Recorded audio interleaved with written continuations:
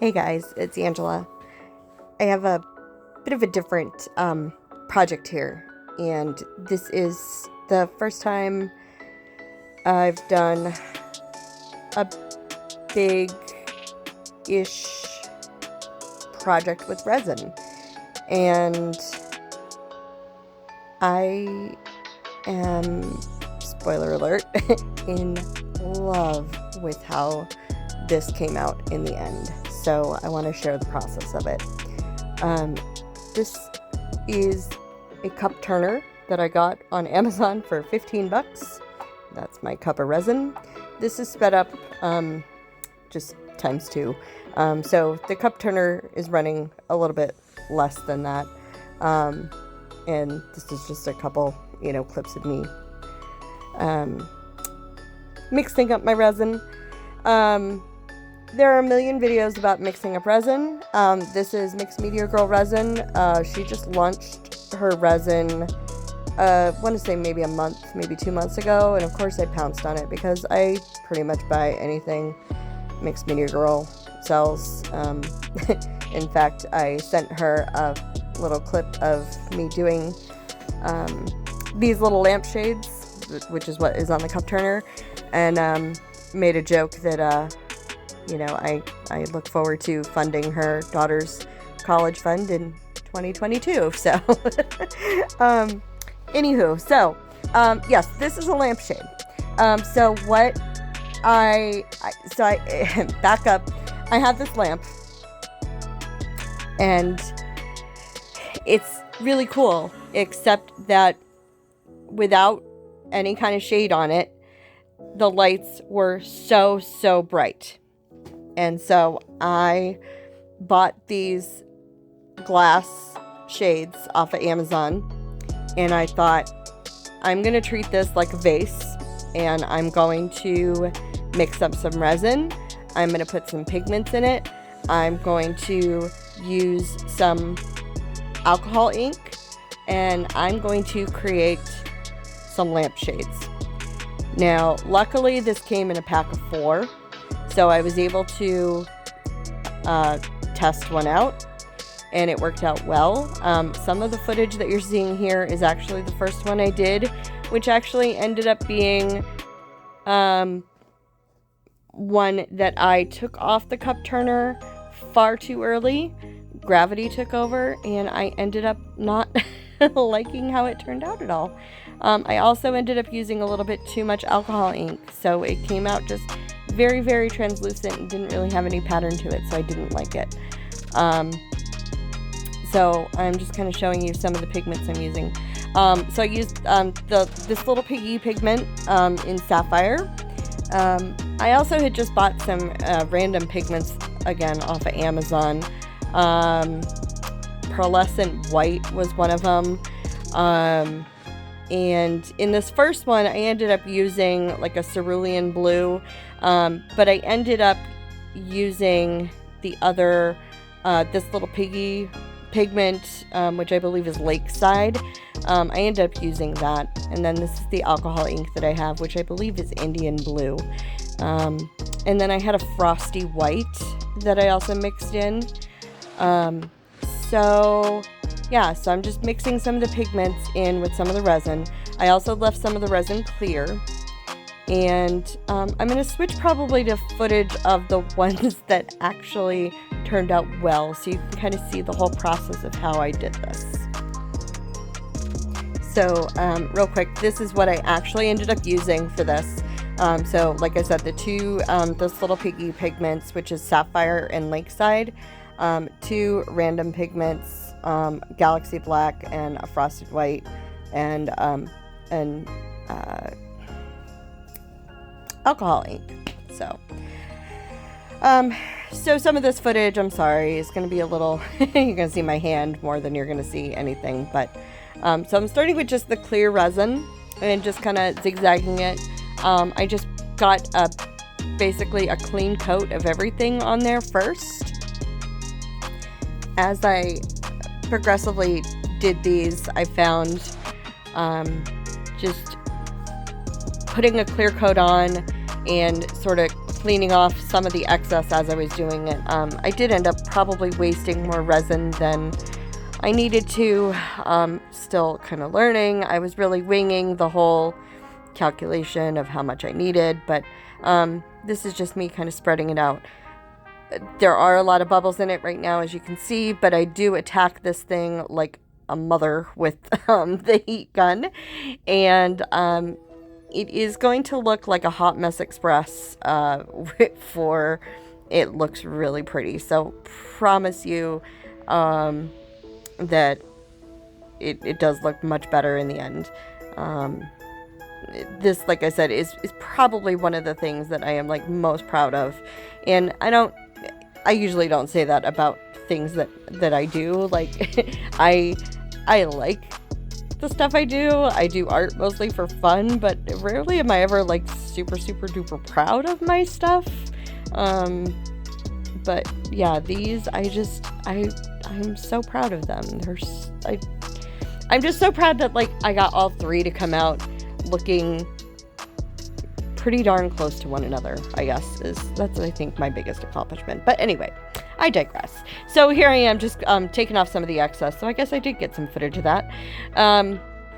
And yeah, so clear coat still. And then I'm going to add the colors. And so I kind of did the colors in the same way. Really just sort of got the colors on there first. Didn't really pay too much attention, rhyme or reason. Just wanted to make sure that I got them on there. Tried to put them on there fairly evenly. Didn't want to use all of them all at once, so that way I could kind of go back and add some more to certain places where I needed them. So that was the sapphire. This is a galaxy black, which is really kind of just like a steely kind of gray, kind of a frosty sort of gray. Then this is the lakeside. Those pigments from this little piggy are so amazing. I thought they were nice in a painting, but in resin, oh god, chef's kiss, like so great. So now a lot of this is just really attacking it with a heat gun. Honestly, like I just went to town with the heat gun, and as the heat gun warms up the resin, it moves it around, and the movement of it being on the cup turner and the resin heating up and kind of melting and squishing, you can start to see it moving around and kind of just forming its own little swirls, and it's not those little lines anymore. And it just sort of does its own thing.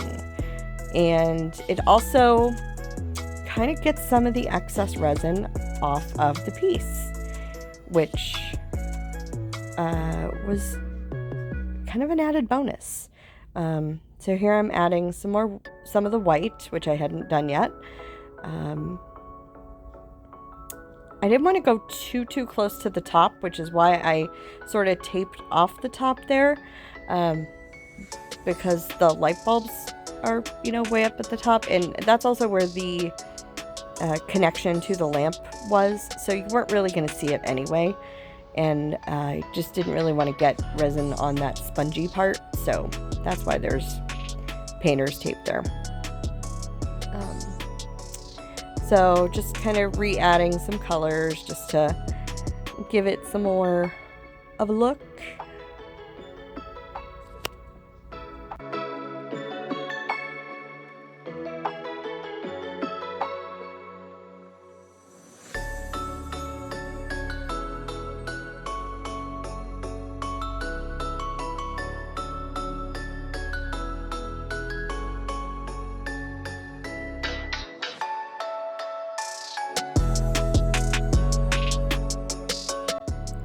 And then again with the heat gun.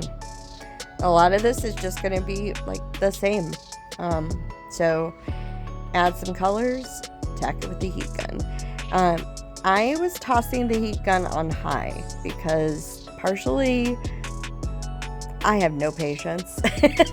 But also it worked for me. So you'll also notice too that I have not used the alcohol ink yet. What I had noticed after I did the first one, the alcohol ink really gave the piece alcohol sort of, so it acts almost like, I guess, so there's probably a better way to explain it. It acts like silicone in an acrylic painting, and it was leaving blank spots in the glass. So they were still tinted blue, but they were a little more transparent than I wanted them to be, because again, I was trying to make this a shade that was going to not have these light bulbs blind my eyes. So what I did was I didn't add the alcohol ink until I had a good base of the pigments and the resin on there. And now you can see I'm adding just a few drops of the alcohol ink, just to give it a little bit of interest and to add some extra swirls. And you can really see, because you can really see through that now, you can see through the cup turner, you can see that sponge, just how much that turned it, you know, how clear it almost made it. So I would do that, and then I'd add more pigment if I needed to. So that was kind of why I didn't like the first one. And so yeah, so here I am adding more pigment to try to cover up a little bit of where I added that alcohol ink. I still liked the color of the alcohol ink, and I liked the effect of it, so I didn't want to not use it. But it was a very fine line of not adding too much of it.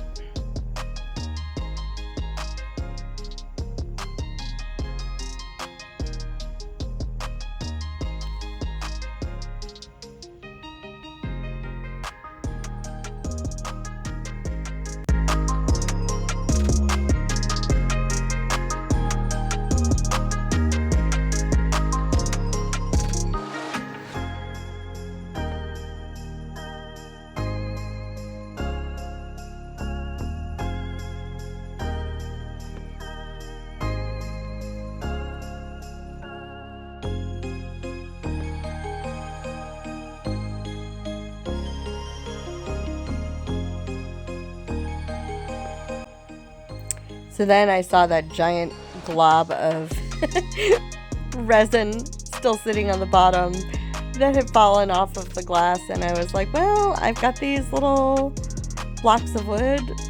Let's see if we can do something with them. So I tossed one in, and now I have like a little wooden coaster.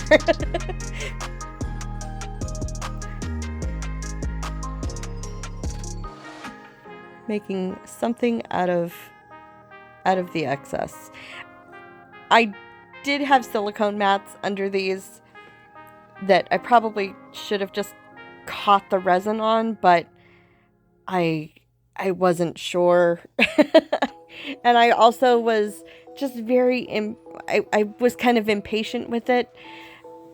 And so I was doing these like kind of one after another. And so I just wanted something that I could quick pick up and throw away. So that's why there's bubble wrap. So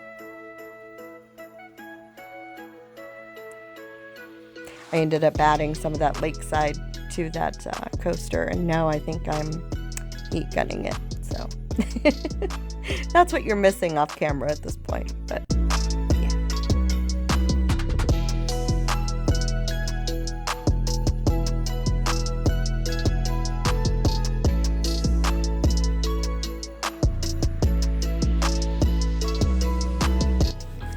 so I did want to show, this was the very first one before I ruined it. And again, it's really pretty, but it didn't have quite the contrast or the depth that I really wanted. You can see it in the background of this video. The one that's still on the turner and the one that I'm holding are two that I really liked, and the one that is in the background was the very first one that I took off the turner too fast and gravity took over. So it became very one note, and I didn't like it nearly as much.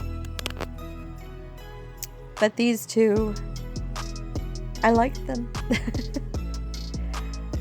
And here is how they look all together in the lamp.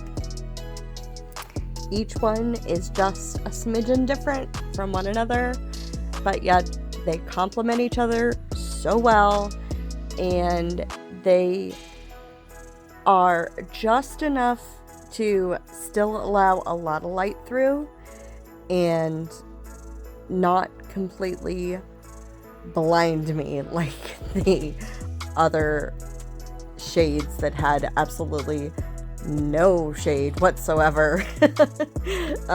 So anyhow, thank you so much for watching this. I know this was really, really chatty. I appreciate if you did make it all the way to the end. I'll talk to you guys next time with a lot less chatting, a lot less talking. Thank you. Have a great day. Merry Christmas.